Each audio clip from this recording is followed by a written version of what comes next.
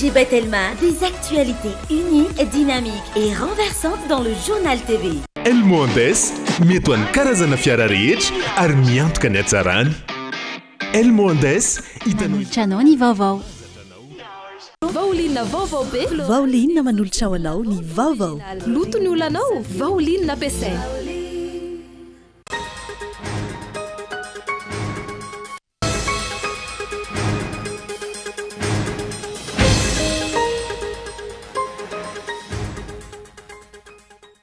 Manao ny fomba rehetra ahafahana maka ny volany olo-pirenena amin'ny alalan'ny hetra ny mpitondra fanjakana malagasy. Ny hetra alaina izay mitombo hatrany saingy tsy hita ny tamberina ndraikitra mipaka mivantana amin'ny olo-pirenena mikasika izany. Toa ireo vahiny sy ny orinasa vahiny indray no mahazo tombony. Manoloana ilay tetika sa autoroute mitaraina avokoa ankehitriny ireo mponina rehetra voakasika. Maro izy ireo ny tsy fahatombanana hita ka tokony lamina mialoha ny herisona ny tetika asa goavana tahaka izao raha tsy laza afa-tsy ny fanonerana ny tany voakasika sy ny fiveloman'ny mponina. Amotika ny toe-karena eto Madagasikara sy voamaika anamafy ny vesatra ho an'ireo malagasy mampiasa vola mivezivezy amin'ny alalan'ny mobile money ny fikasan'ny fanjakana akahetra aotra faingo 10 isanjato amin'ireo opérateur mobile eto Madagasikara. Hoy ny faneho-kevitry ny mpahay toe-karena tamin'ity androany ity. Adinon'ny fanjakana tanteraka ny fanohanana ireo mpandraharaha tsy miankina nomena ny fitantanana ny famatsiana herinaratra any amin'ny tontolo ambanivohitra na ny électrification rurale.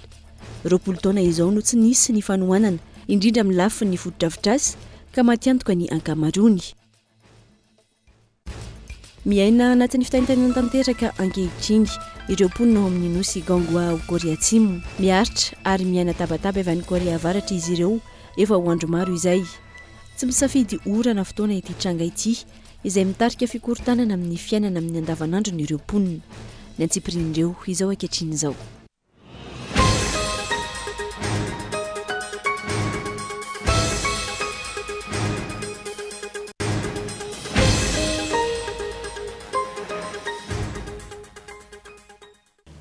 Toga soindray tamin'ny fotoanany fampahalambaovao tomboka lasity mikobavy manatra ny araba ary ampanajana no anasananao anjo izany hatramin'ny farany anomboantsika ny fotoana avy hatrany. Manao ny fomba rehetra ahafahana maka ny volany olo-pirenena amin'ny alalan'ny hetra ny mpitondra fanjakana malagasy. Ny hetra alaina izay mitombo hatrany saingy tsy hita ny tamberina ndraikitra mipaka mivantana amin'ny olo-pirenena mikasika izany. Toa ireo vahiny sy ny orinasa vahiny indray no mahazo tombony. Matoan-datsoratra gay atao Andriatsilavo. Ankoatra ny hetra otra faingo 10 isanjato alaina amin'ny vola mifamezivezy amin'ny mobile money. Isan'ny tsikaritra ao anatin'ny volavolan-dalàna feno tetim-bolam-panjakana taona 2024 ihany koa ny fakana TVA ny tombona amin'ny fampilamam-bola omeny ny banky. Izay midika fa hiakatra ihany koa manomboka izao ny taux d'intérêt amin'ny findramam-bola. Mavesatra amin'ny malagasy izay miezaka manodina ny orinasa keliny sy mividy ireo zavatra ilainy eo amin'ny fiainana andavanandro izany raha tsy laza fa tsy ireo mikasa hividy zavatra amin'ny alalan'ny vente à crédit. Ankoatra ireo hiara-ny fakanao taxe ankoatra ny TVA, ny droit de douane sy ny sisa ihany koa ny siramamy ka 10 isanjato ny tahan'izany manomboka ny taona 2024. Isika eto Madagasikara izay isan'ny manafatra siramamy betsaka noho ny tsy fampia ny famokarana ato anatiny. Lazaina ombenombeny ihany koa fa zo fototra ny fisirarana rano fisotro madio ary tsy maintsy misotro rano ny jirama sy ny rano eny anivon'ny bonbonna ny olona. No amafisy ny mpitondra fanjakana izany fanerena ny olona izany satria dia akana droit d'assise 2.5 isanjato ny rano eto an-toerana ary 10 isanjato kosa ny rano avy any ivelany. Na eo ihany koa ny fitarenana sy ny antsoavo ataon'ireo mpanafatra fiara occasion noho ny vola tsy maintsy aloha eo amin'ny faditseranana dia mbola miampy 10 isanjato ihany koa ny droit d'assise izany ankehitriny raha toka miampy 10 isanjato izany ho an'ny fiara vaovao. Ohatra vitsy ireo ilazana fa manao ny fomba rehetra ny mpitondra fanjakana hitadiavana ny fomba ahafahana misintana ny vola eo am-pilatana ny malagasy. Vola izay tsy paka mivantana eo amin'ny fiainan'ny mponina fa hamatsiana sy hanamboarana ireo tetikasa renarena toy ny autoroute sy ny téléphérique. Tsy maintsy aloha ilay 2.9 milariary na 10.7 miliary remblanja avance manaraka ho an'ilay orinasa vahiny egyptiana nazo ny tsena momba ny autoroute amin'iny taona 2024 eny. Fanampin'izany manindrahindra ny mpitondra fanjakana ary manamafy hatrany fa izy no mandray an-tanana Ny fampiasam-bola tokony ataony sedra tsy miankana makasika izany tetikasa izany. Vokatr'izay, ny vola tokony hampihodonana ny raharaham-panjakana, ny vola tokony amahana ny olona ny sosialim-bahoaka sy ametrahana ny fitsinjaram-pahefahana no omena ireo orinasa vahiny ividana parka solaire, anamboarana autoroute, hanafarana ilay vary safiotra izay vokatry ny fikaroany malagasy tamin'izany fotoana izany, saingy lasa ny vahiny, ka isika indray no lasa tompony mangatakaty ny ankehitriny. Averina hatrany, tsy mampaninona ny olom-pirenena ny andohetra ary mazoto amin'izany ny olona raha toa ka tsapany sy hitany masony fa misy ny tamberina ndraiky tramivantana miantsy fa any aminy. Ohatra, anatsarana ny fampianarana, ka homaimaim-pona araka ny voalaza, hanamorana ny lafo ny fitsaboana, hanamboarana lalana, hanamorana ny fisitrahana fitsaboana, ametrahana filaminana maharitra, hanatsarana ny fidiram-bola ny isa-tokantrano sy ny maro tsy voatanisa. Manoloana izany anefa, malaina ny olona andohetra satria entina amelomana ny vahiny amin'ny alalan'ny fanafarana ireo karazana entana samihafa avy any ivelany sy omena ihany koa ireo orinasa vahiny ireo. Ny fododrafitrasa andaovana hetra potika avokoa, ny vidim-panafody sy ny fitsaboana tsy takatry ny be sy ny maro. Ny sekolim-panjakana lazaina fa maimaim-pona efa mitovy amin'ny sekoly tsy miankana, kanefa tsy mitsaha mitotongana ny kalitaony fanabeazana. Ny lalana simba avokoa ary mitokamonina ny komuna misy azy noho io faratsy ny lalana io. Tsy vitany hoe mitokamonina nefa ireo komuna ireo fa tsy ho afaka ny voatra mihitsy satria hapetraka eo ambany fiaheny ivoketra fohibena ny centre fiskaly ihany koa ny etra-trano sy ny etran-tany manomboka izao. Izay fantatra mazava fa ampahany kely amin'ireo no iverina eny anivon'ny komuna noho izy lasany amin'ny centre fiskaly mankany amin'ny trésor izay vao miverina any amin'ny komuna. Iarahan'ny rehetra mahita nefa fa maro ny fitarianana voaray mikasika ny fiandrasana vola avy amin'ny trésor, tsy voaloha ny volan'ireo mpanamboatra tsy mpikojakoja lalana sy ireo fournisseur maro isan-karazany ihany koa. Hiditrantsika lalàlana kokoa ny mahakasika izay fakana hetra indrindra ho an'ny mobile money izay rehefa avy eo fahaizantsika ny fampahalam-baovao aloha dia manoloana ilay tetikasa autoroute mitaraina avokoa ankehitriny ireo mponina rehetra voakasika. Maro izy ireo ny tsy fahatombanana hita ka tokony ilamina mialoha ny irosona amin'ny tetikasa goavana tahaka izao raha tsy laza fa tsy ny fanonerana ny tany voakasika sy ny asa fiveloman'ny mponina. Amboletra no ataon'ny fanjakana hoy ireto mponina ireto ny taraina. Tsy misy fampiresahana, tsy misy fakana hevitra, avy hatrany dia milina ny midina eo amin'ny tany fivelomana.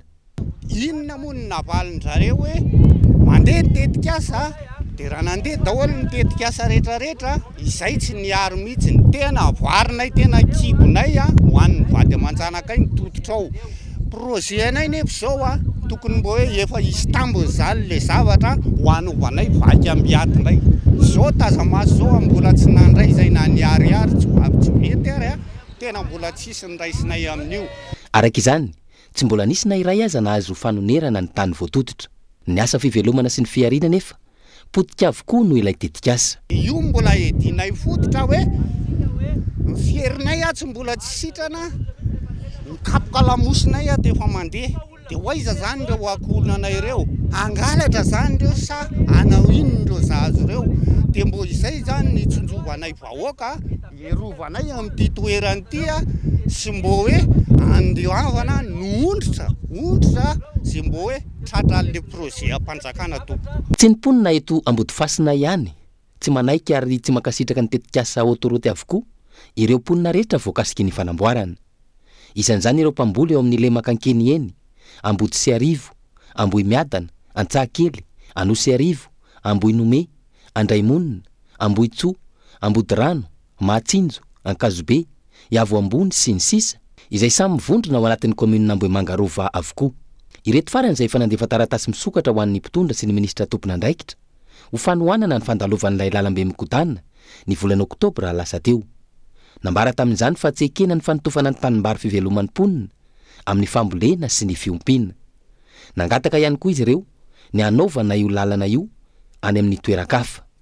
Efa naneho ny heviny ihany koa ny firaisamonim-pirenena miisa 50 ary nanamafy ny fitakiana efa natao hatr'izay mikasika ny tsy fanajana ireo fepetra ara-tontolo iainana sy ny tsy fisiany mangarahara amin'ny resaka vola. Ny zava-misy amin'izao fahasahiranana menjady amin'ny firenena sy ny vahoaka malagasy izao mbola amoaka vola 1.9 miliara indray ny fanjakana malagasy amin'ny tetikasa autoroute io.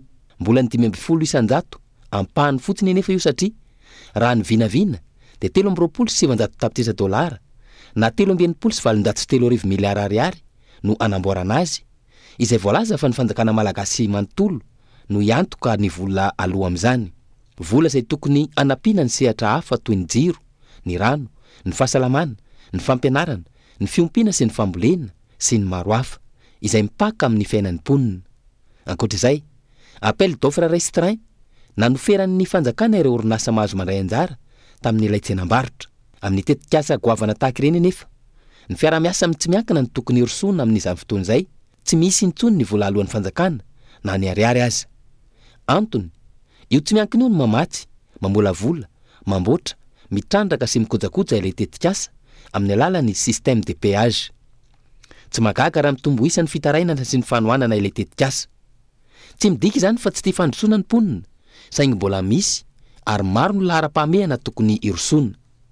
Mbola misy ary maro ihany koa ny olana sedraina amin'ilay tetikasa raha tsy ilaza fa ny fanadihadinana ny tontolo iainana, ny fanonerana ny tany voakasika, ny asa fiveloman'ny mponina sy ny maro hafa.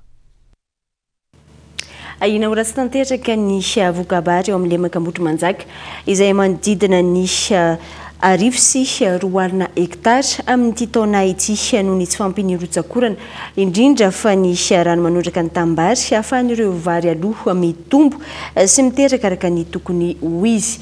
Ilain'ny vahoakana Antananarivo amin'ny fiandohan'ny taona 2022 ireto vokabary avy aty Ambotrimanjaka ireto ka mety hiteraka fiakaran'ny vidim-bary raha tsy misy ny fandraisana andraikitra ataon'ny fanjakana.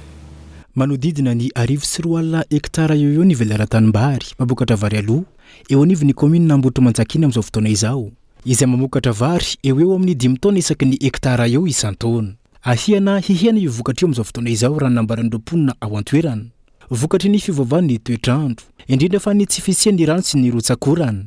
Ka hiana araka izany ihany koa ny famatsianany arivo amin'izao fiandohan'ny taona vaovao izao. Ny vary aloha zany dia mahavokatra kokoa noho ny vary vaky ambiaty.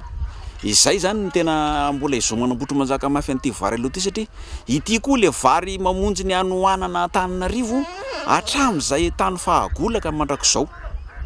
Satria izy ity raha ny tena marina tokony hiakatra volana Desambra, volana Janvier. Dia io volana Desambra Janvier nefa ilay hoe maitso ahatra ty Madagasikara. Dia somary ity ny mamonjy ny vary makeo Antananarivo, mamana ny olona Antananarivo, zay mahavary aloha anazy zany zay. Ka io ny ilana famonjena zany zao aloha hoe raha mba misy ny atao hoe azo ifanampiana mba magnataka rano aloha zany mba ahafahan'le vary teraka mba ho tsaratsara le vokatra. Ahiana hampiakatra ny vidim-bary eto Antananarivo renivohitra ny olana misy amin'ireto tanimbary ny hektarany maro ireto raha nambaran'ireo tantsaha hatrany.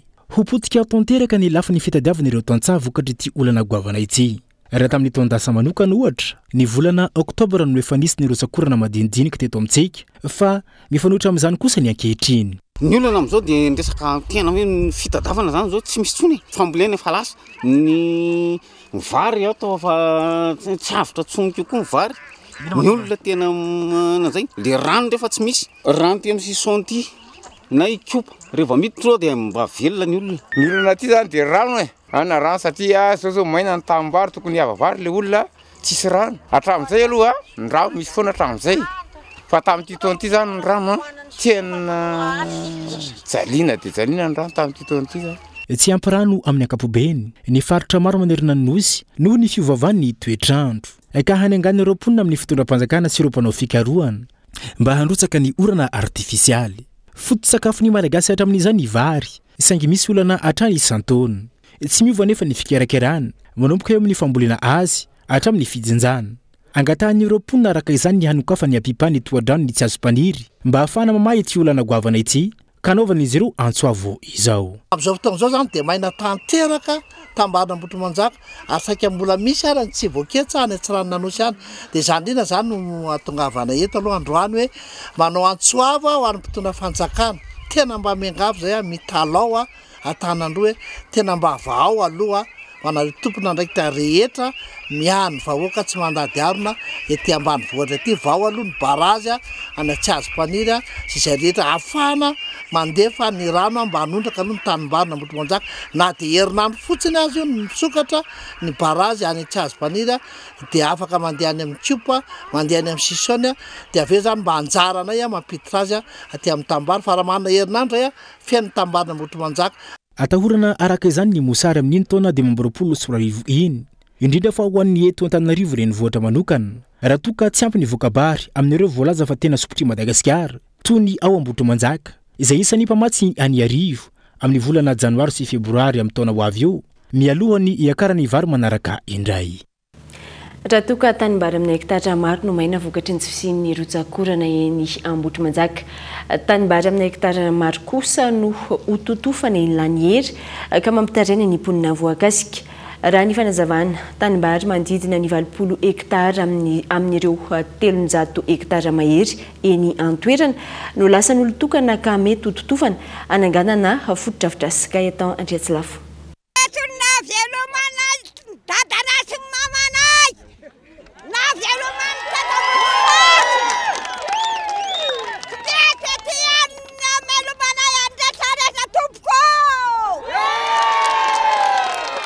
Lasa n'olotokana ny tany araka izany mijoro na ankizy na tanora na olon-dehibe hatramin'ireo efa fotsy volo miaro ny tany fivelomana efa 12 taona mahery zay. Toerana natokana ho an'ny tantsaha tamin'ny alalan'ny tetikasa MVR ny taona 1396 ity toerana ity. Décret nametraka andreo tantsaha reo teto izay mbola tsy leve ka raha 12 taona nanajary ny olona ary misy décret mamaritra azy dia azo lazaina fa ara-dalàna tokoa ny fipetrahandreo tantsaha reo eto. Rahantsika mahita ny volovary eto fa mandroso dia mandroso tokoa. Tany manodidina ny 20 hektara eto no voalaza fa lasa n'olotokana ka hototofana. Raha ny fitarainana voaray manararoatra ny fisian'ilay tetikasa autoroute ilay nahazo ny tany ka milaza fa projet présidentiel no apetraka amin'ireo tanimbary hototofana ireo. Tokony tazona ny teny nomeny ny fanjakana ary apiatra ny fehi-kevitra noraisina amin'ny ireny atrikasa fanatsarana ny fananantany eto amintsika ireny. Raha tena ny colloque national foncier dia ny teny ny fivoriana tao hoe any AMVR tompoka dia tena lalàna nisy tokoa fa efa lany andro izy ndrareo ka mila vozina. Ny résolution tamin'izany dia miteny hoe ho atolotra ny tantsany AMVR. Eto zay nefa rehefa mahita ny hoe hototovana ny taninareo efa ny 80 hektara any dia mampalahelo anay ihany zany. Ary ny tena mampalahelo manaraka koa dia zao asa efa misy ane io ahoana no tsindriana asa hafa indray dia ny tenindreo tantsareo raha mifampidinidinika teny zay dia hoe io rangany lalam-baovao migidana be maninona izy rano manao projet présidentiel tsy misakana an'izany mihitsy zay mba mety ikisaka any keo rehefa mba metimety any. Tsekenatra amin'ny farany ny fakanantany tahaka izao hoy ireto tomponina ireto tanimbary fivelomana sy fiharian'imponina amanarivony maro. Araka ny fanatsidika teo dia motika ny toe-karena eto Madagasikara sy vao maika anamafy ny vesatra ho an'ireo malagasy mampiasa vola mivezivezy amin'ny alalan'ny mobile money ny fikasan'ny fanjakana akahetra ohatra faingo 500 amin'ireo opérateur mobile eto Madagasikara amin'izao fotoana hoy ny faneho-kevitry ny mpahay toe-karena tamin'ity androany ity. Nanamafy ity farany fa ampiverina ny malagasy amin'ny fikarakarana vola taratasy io fanapahan-kevitra raisy ny fanjakana malagasy io ka ampitombo ihany koa ny ambana amin'ny fampiasana izany. Christian Jimby. Iamafy ny vesatra ho an'ireo malagasy 30 tapitrisa mampiasa vola mifamezivezy amin'ny alalan'ny mobile money manoloana ny fikasan'ny fanjakana akahetra manodidina ny 8,500 amin'ireo opérateur mobile eto Madagasikara ho ny faneho-kevitry ny mpahay toe-karena androany. Torak'izay ihany koa ny an'ireo mpanao cash point izay mety ampiana ny fanjifam-ponina ny tolotra ka mamono antoka ireo mpisehatra efa ho 9,000 sy alina isy. Aba amin'ny resaka fifanakalozana ara-bola ao amin'ny mobile money reny moa zany dia isa manavesatra aloha izy zany manavesatra reny ho an'ny indrindrandrindra ho an'ny isam-batan'olona zany satria miampy indray zany saran'ny vola zay anaovanao takalo zany. Mety ho fiatraika ihany koa eo amin'ny ataontsika hoe mpamokatra madinidinika sy mpivarotra madinidinika indrindrandrindra dia mety ampiena ny vola miditra any amin'ny isam-batan'olona reny raha ohatra hoe tena mpivarotra tena zay tena mampiasa an'ireny satria fitombony sarany iny de mety ampihena ny ataontsika hoe ny fandrosin'ny asa zay ataony sy ny sisa zany. Nanamafy hatrany ny Paitekarena fa ampiembotra ny Madagasikara sy ampironany malagasy amin'ny fikirakirana vola taratasy ihany koa ity fanapahan-kevitra raisy ny fitondrana malagasy ity. Itovizany firenena andalam-pandrosoana aloha zany de hoe ny fisin'ireny sarany any amin'ny mobile monnaie reny zany fitombon'ny sarany sahala amin'ireny de mampitombo ny tinady amin'ny fampiasana ny vola taratasy liquidité moa zany ny fahalalantsika anazy izay ataontsika hoe dingana miemotra indray any amin'izany resaka voalohany aloha ny inclusion financière sy ny ataontsika hoe dématérialisation les transactions zany ao aminay économie anankiray. Firenena andalam-pandrosoana i Madagasikara saingy mbola ambany dia ambany ny fahefa-mividin'ny mponina. Mbola satrotra araka izany ny inona fa ho zakany tsara mpambe-bahoaka ity fangalana hetra manodidina ny 8.500 amin'ny alalan'ny mobile monnaie ity ohatrany nambaran'ny Paitekarena. Fa dia ny fanjakana tanteraka ny fanohanana ireo mpandra ratsy miankina nomena ny fitantanana ny famatsiana herinaratra ana ny tontolo ambanivohitra na ny électrification rurale. 20 taona izao no tsy nisy ny fanohanana indrindra amin'ny lafin'ny fotodrafitrasy ka matiantoka ny akamarony. Antony naneran'ny Association des opérateurs privés en électrification de Madagascar ny fanjakana hitondra ny anjara birikiny ho fanasarana ny famatsiana herinaratra any amin'ny tontolo ambanivohitra. Yves Richard. Matiantoka avokoa amin'izao fotoana sy 700 ny mpandra ratsy miankina amin'sana ny famatsiana herinaratra any amin'ny tontolo ambanivolona ny ER. Tsy nisy nitsony ny fanohana ny fanjakana azy ireo taorian'ny taona 4 vokany miromtra lavitra ny famatsiana herinaratra any amin'ny tontolo ambanivolo ary miapotika ny fiarina sy ny fiainan'ireo amin'ny ankapobeny. Tamin'ny 2004 zany dia nisy ny financement ny Banque mondiale izay niaraka tamin'ny Union européenne ka ny fitaovana maro dia maro zany no nivatsian'ny fanjakana ohatran'ny hoe groupe électrogène, ny câble sy ny fitaovana accessoire rehetra amin'ny resaka électricité dia ny opérateur zany niatoka ny fametrahana an'izy sy ihany koa ny mampiasa ny gasoil moa zany ho an'ny groupe azona manaparitaka ny herinaratra ao tanàna. Dia raha aveo dia tsy nandray anjara intsony izy amin'ny isa-taona sady zay ny tokony ho izy raha ohatra hoe tena rentable ny électrification rurale fa indrisy moa zany fa vokatry ny fahalafosan'ny gasoil recette zay ividianana gasoil fotsiny fa nankara mampiasa za lasa tsy satria nanomboka ny reraka ny groupe ny gasoil ihany koa amin'ny lafo dia zay nahatonga anazy hoe fahita daholo. Anjaton'ireo commune nsitraka ny famatsiana herinaratra avy amina fikambanana manodidina ny 7 tamin'izany fotoana. Miaratsy ny toe-java-misy ankehitriny ka maro ireo commune tsy voavatsy herinaratra araka ny tokony ho izy. Tranga izay tsy azo ekeny intsony amin'izao taona 422 zao ka antony fangatahana izy ireo ny fanohana ny fanjakana anatsara ny famatsiana herinaratra any amin'ny tontolo ambanivolo. Ny modèle farany zay tsara indrindra dia hoe apetraka ny fanjakana isaky ny tanàna ny installation électrique zany eo zany hydro na éolienne na solaire izany dia raha vao dia rehefa vitsy zay rehetra zay rehefa vonona ny électricité zay efa manao appel d'offre amin'izay izy avy eo amin'ny opérateur dia amin'izay fotoan'izay tsy dia problème tsetsatetsa tsy aritra no teneniko fa mijaly keo ny le opérateur taty aoriana mamoaka entana satria eritreretin-dry hoe privé le izy nefa zavatra natao amin'ny fanjakana fa ny zava-dehibe dia tia hoe mahazo ataoko hoe fandrinay aloha dia ataoko hoe 30% ny parany opérateur ary 70% ny parany fanjakana amin'ny fanateterahana azy. Ankoatrizay miandry ny didy fampiarana amin'ny finaidina ny Fonds national de l'énergie durable izay nametrahana lalàna ny taona 2012 ihany koa ireo mpisehatra ahafahana manatsara ny famatsiana herinaratra indrindra ho an'ny tontolo ambanivolo. Isan'ny vetivety ao anaty dokam-barotra fohy isika dia aorian'izay ny tapany faharoa ny fampahalalam-baovao.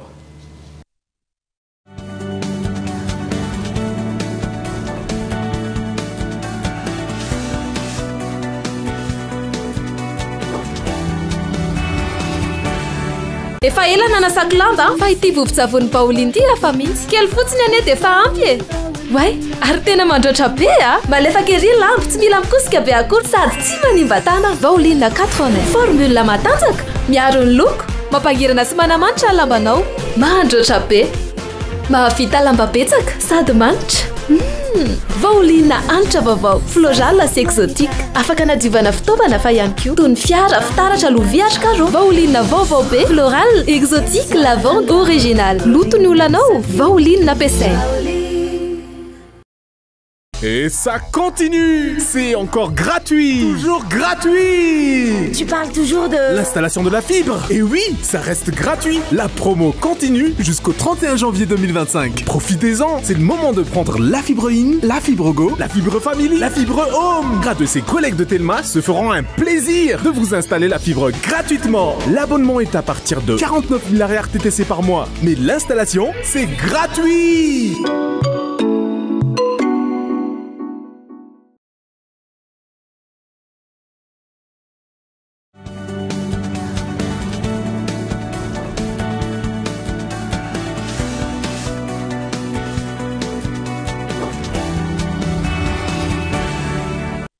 Taviana Somatsara tanatin'ny tapany faharoa indraisika tomboko lasy tomboko avy anoizatsika ny fampalambo avy atrandry dia tosaina any Toamasina mandritry ny roa andro ny atrikasa andiany fahatelo natokana ho an'ny fikarakarana ny maha olona eo anivo ny orinasa izay karakarain'ny FMFP na ny tahiry famatsim-bola malagasy ho fampiofanana ny piasa sy ny fikambanana misehatra amin'ny fikarakarana ny maha olona Erino Razafimanana Toamasina.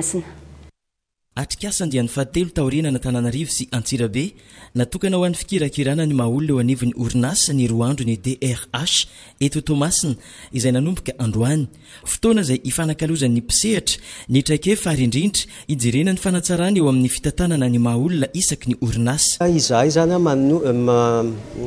manohana arabola ny formation continue moa zany fa tsy formation initiale akory formation continue fampekara ny atao hoe ny talenta sy ny fahaiza miasa ny piasa zany zay mandoa latsakemboka ny orinasa zany zay mampiasa anazy mandoa latsakemboka raha isanjato amin'ny karama amin'ny akabeny zay alohan'ny orinasa io vola moa zany azony zaro sitrahana atao hoe directement moa zany fa ao ihany koa ny atao hoe appel à projet zay toanan'ny agence française de développement sy ny Union européenne afahana manao projet miaraka orinasa roa telo na mihoatra an'izay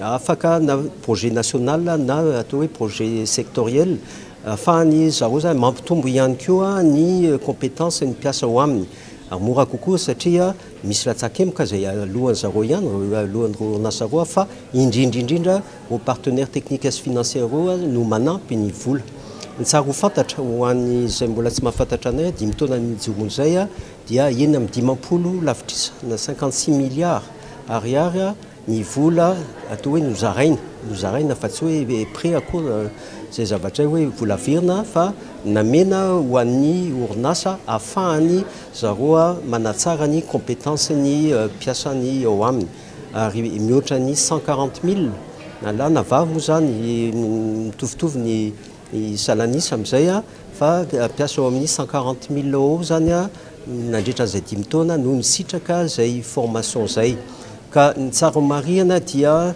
mbola betsaka ihany no mbola tsy mampiasa atao hoe zay droit moa zany ohatran'ny zavatra aloha amin'ny CNAPS mitovy ihany koa ny aloha amin'ny FMFP droit ny orinasa droit ny piasa ihany koa no mangataka ny fanatsarana ny compétence ny zareo. Ireo mpiatsehatra amin'ny fikirakirana ny maha olona eny anivon'ny orinasa izay efa mpikambana ka toana ny tahiry famatsiam-bola malagasy ho fampiofanana ny piasa na ny FMFP miaraka amin'ireo mpiara-miombonantoka no mikandoha mandritra ity roa andro ity ho fampitoviana lenta ny traikefa sy ny fahaiza manao an'ireo mpikambana.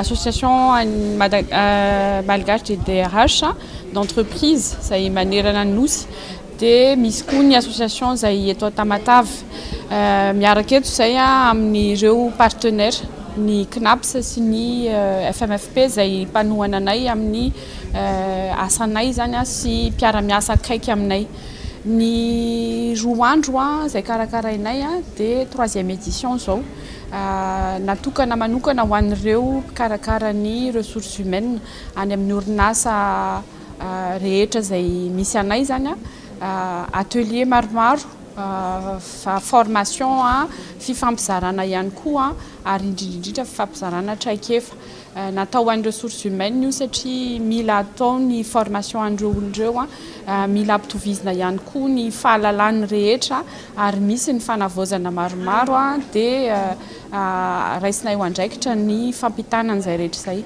manina ny Tamatavy satria 3e édition araka ny tenenina teo ny première édition nataonay tany Antananarivo tamin'ny 2022 dia taorianan'izay tamin'ny herintaona izay efa tany Antsirabe izay misy orinasa marobe ao anatin'ny membre ny association anay dia izay natoganay hoe atindray amin'ity taona ity mba ho fanapariahana ny ity événement anay ity ary koa satria misy ny adhère zay association any ressources humaines eto amin'ny région Atsinana. Zo fototry ny mpiasa eny anivon'ny orinasa ny mitaky ny fanatsarana ny traikefa enti miatrika ny asa ka ny tahiry famatsembola malagasy ho fampiofanana ny mpiasa no manohana ireo orinasa izay efa mpiara-mambonatoka aminy. Manabahiny fampahalambavao amin'ny ity alina ity dia Madame Rakoto Manatsoa Sarika responsable marketing ny savony vao miarabanao tonga soa eto amin'ny fampahalambavao. Fantaniko voalohany avy hatrany manana vokatra vaovao ny savony vao iresaka momba an'izay tsika manahoana. Eny tompo faly miarabanao ihany koa dia miarabantsika rehetrarehetra any tokantrano izay ato amin'ny savony vao na ny SDOI savon détergent de l'océan Indien. Ny savony vao aloha voalohany indrindra dia orinasa anankiray miompana manokana amin'ny famokarana savony sy vovon-tsavony. Amin'ity androandroany ity dia iresaka manokantsika ny marika Vaoline.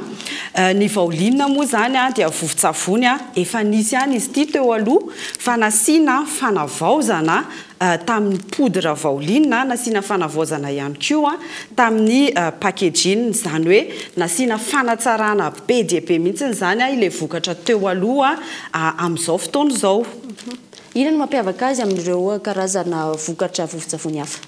Eny ary miavaka mihitsy ny vovon-tsavony Vaoline aloha mazava ho azy izy ity vokatra vaovao be mampavaovao be anazy zay dia misy karazana anakefatra aloha izy misy ny original, misy ny floral, ny exotique ary ny lavande.